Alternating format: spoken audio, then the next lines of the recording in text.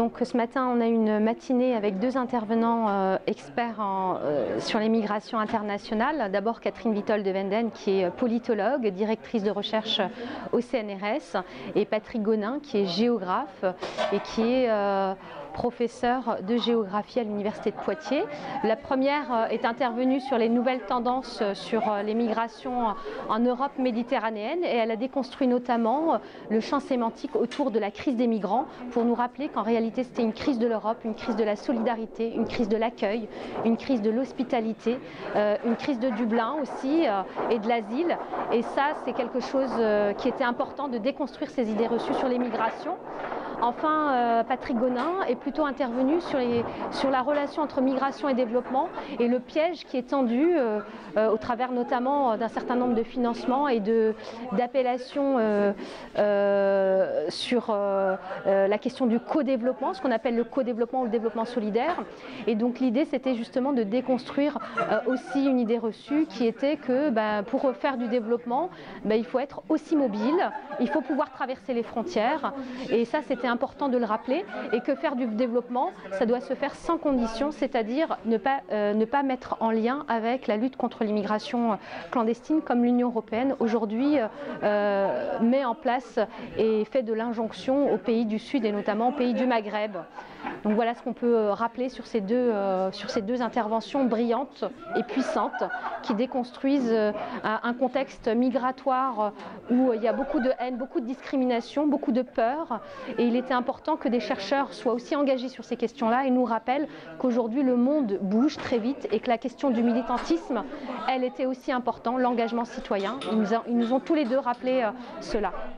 Notre table ronde a porté sur la question de la solidarité internationale, quels sont les constats et quelles sont les perspectives, et avec l'apport d'un certain nombre d'amis qui sont intervenus là-dedans, qui sont aussi bien du Nord comme du Sud, et ils sont venus du Maroc et de Tunisie, et c'était un moment fort de réflexion où on a dit, pour aller vraiment à l'essentiel, c'est qu'actuellement il y a une crise en réalité de l'ultralibéralisme qui veut imposer aux sociétés, toutes les sociétés, une sorte de régression sur le plan social et dans tous les domaines, aussi bien les droits sociaux, les droits économiques, les droits culturels, et ainsi de suite.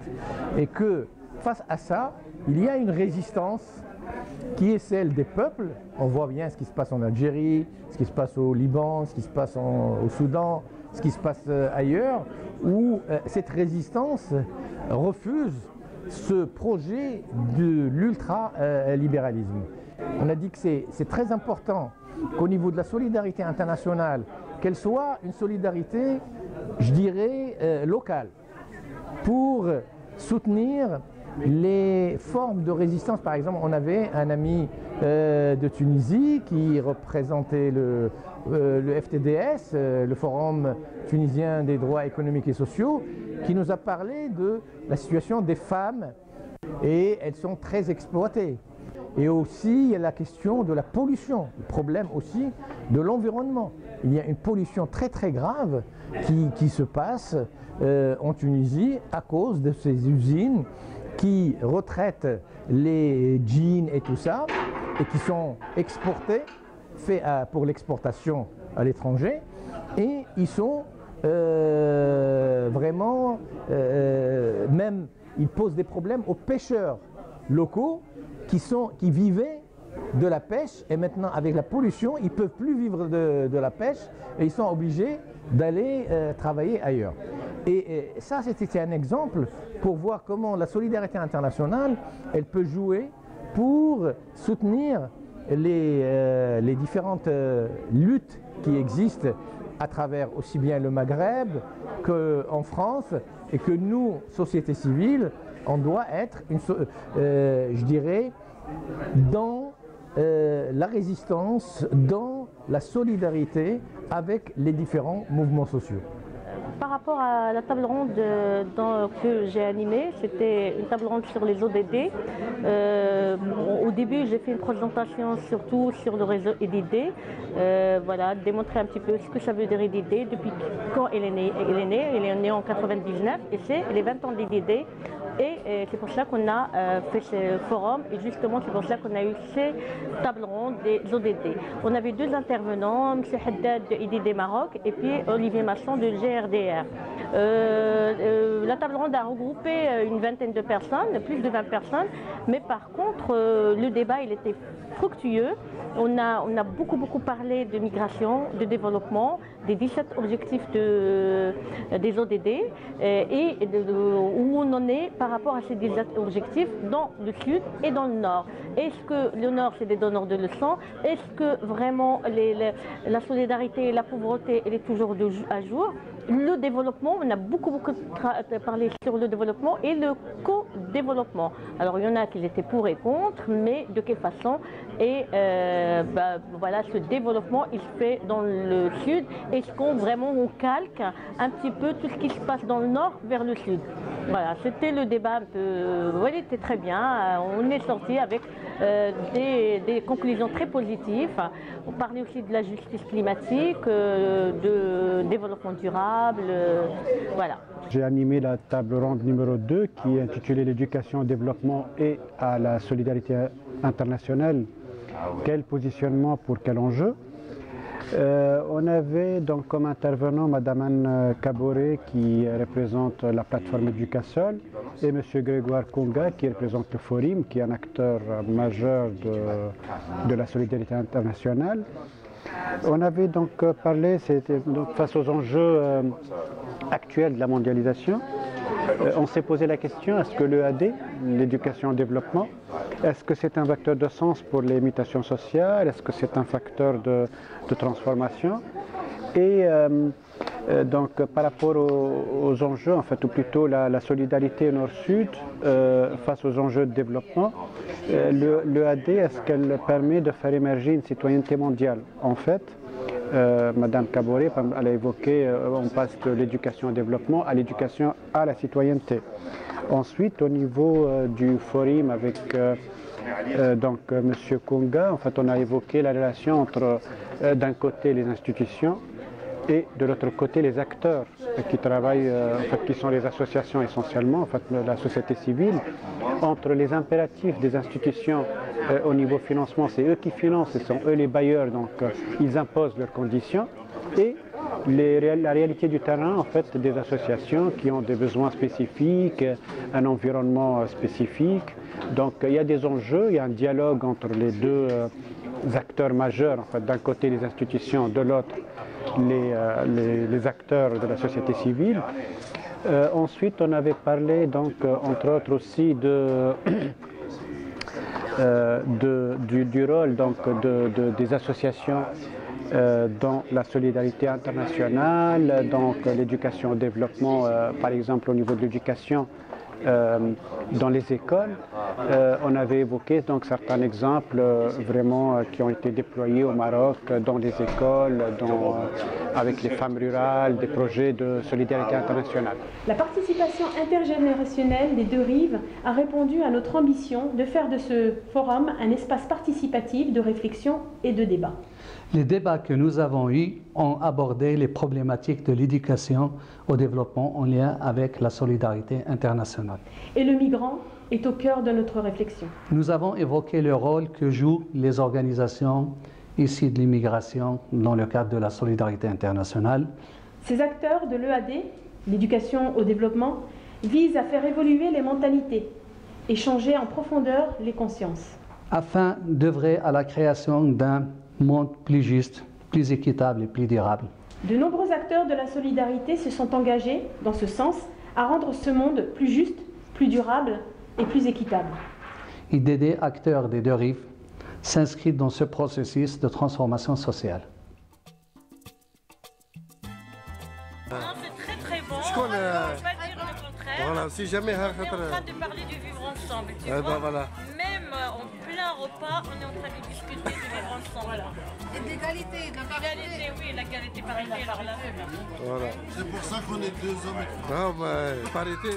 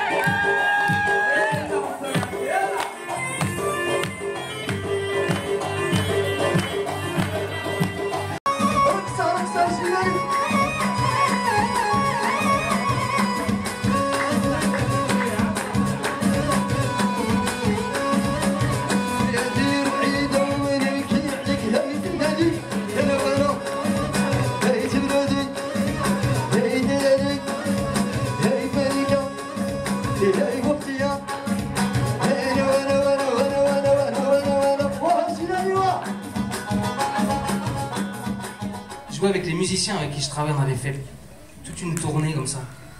Algérie, Maroc, Tunisie, Égypte et terminé en Palestine, qui reste un des souvenirs les plus forts, les plus bouleversants de ma vie.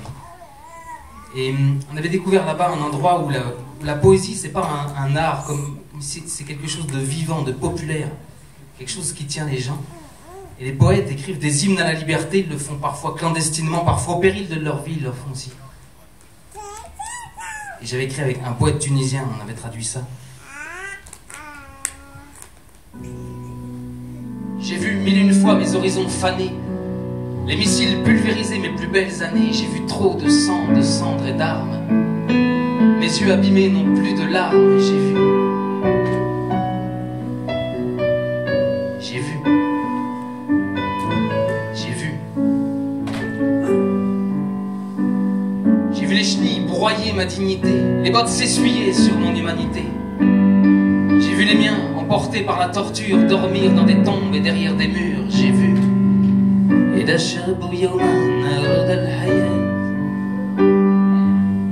فلا بد أن يستجيب القدر ولا بد لليل أن ينجلي ولا بد للقيد أن ينقسم ببحر الغمام